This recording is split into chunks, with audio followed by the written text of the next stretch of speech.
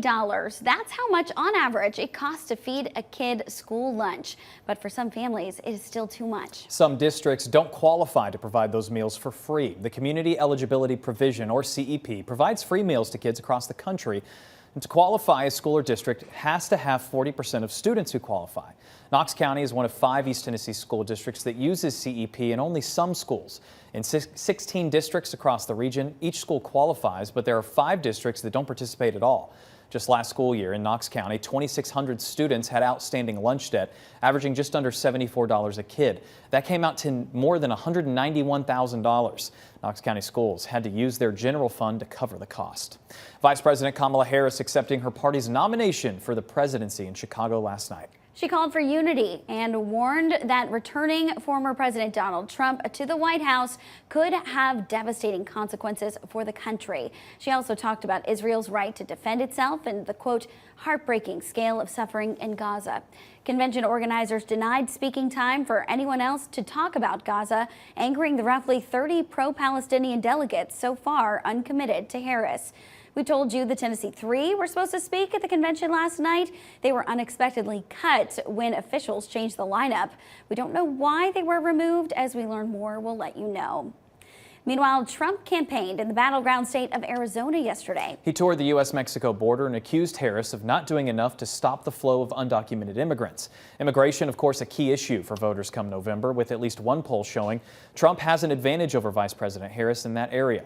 CBS News polling shows 87% of likely Republican voters see immigration as a major factor for their vote this election. Trump continues his campaign in Nevada today, speaking about his policy to eliminate taxes on tips. And the state of Tennessee needs your help right now. There's a big need for poll workers for Election Day on November 5th.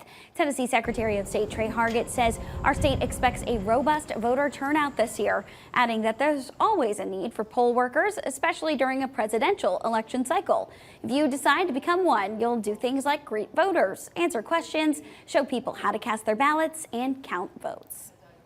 Electric bills will cost Tennesseans more starting this fall. The TVA approved a rate increase yesterday, the second in as many years. The 5% rate increase starts in October. TVA says the average bill will go up about $5 a month.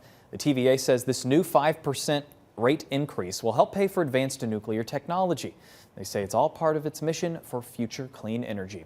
And if you're looking for a spot to pick up affordable baby clothes, toys, and other items, you're in luck. The Picky Chick consignment sale continues today and tomorrow at the Knoxville Expo Center.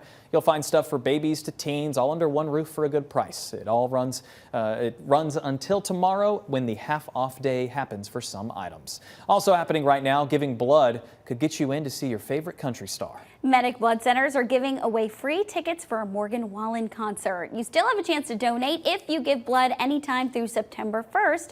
You're going to be eligible to possibly win those tickets. 2 lucky donors will get to see the show inside Neyland Stadium September 22nd. If you donate starting next Monday, you'll get a ticket to the Tennessee Valley Fair. That runs through the first 2. And tomorrow night, University of Tennessee night is coming back to Smoky Stadium. You can get Tennessee-themed food, drinks. You'll see music and entertainment between innings as well. The Smokies players will also be wearing special jerseys that are going to be auctioned off after the event. Proceeds will benefit the Pat Summitt Foundation. Kicks off tomorrow night. Those gates open at 5:30. And time to get out your Lederhosen German Fest tomorrow at First Lutheran Church on North Broadway. There's going to be German food, Oompa bands, children's games, a little Prost cheers, a silent auction, and a marketplace to check it all out. The event kicks off at 11 o'clock and runs through 8. It is free to attend. 6:55, we want to get a check of your First Alert traffic with Olivia Calfee. Yeah, keeping an eye on that First Alert traffic. Here's a look at that big picture. Everything looks to be up to speed right now, except if we take a little closer look in towards Zoo Knoxville. If you're traveling on I-40 headed west this morning, it does look like there's some slowdowns. I'm waiting on an alert to see if there's any issues there from TDOT. So far, I don't see much. Here's a live look there. I-40 east of Cherry Street. You can see there is a truck pulled over on the side of the road that may be causing some of those slowdowns, but I'll keep an eye on it. On this Friday morning, some of us are starting to deal with some patchy, dense fog. You see here some of the fog off in the distance. There's Bluff Mountain from Sevier County. Temperature-wise, we're doing okay. We're at 61 in Knoxville to 58 Pigeon Forge, 57 for Washburn to 53 in Sneedville, 60 in Oak Ridge. Here's some of those visibility issues this morning. Out by the airport in Alcoa, we're looking at 10 miles range. Now zooming in closer, headed up Chapman Highway back into downtown Knoxville, out towards Strawberry Plains, Halls, Fountain City, Gibbs. You're all dealing with about a 3 miles range right now. And of course, through the course of the day on this Friday, we're into the 80s for the afternoon. Very seasonable for this Friday afternoon. 84 by the 6 o'clock hour, getting ready for those Friday night high school football games. And this weekend, we're back close to 90. Next week, we've got opportunities for a couple of stray showers, but the bigger story, the heat and humidity return.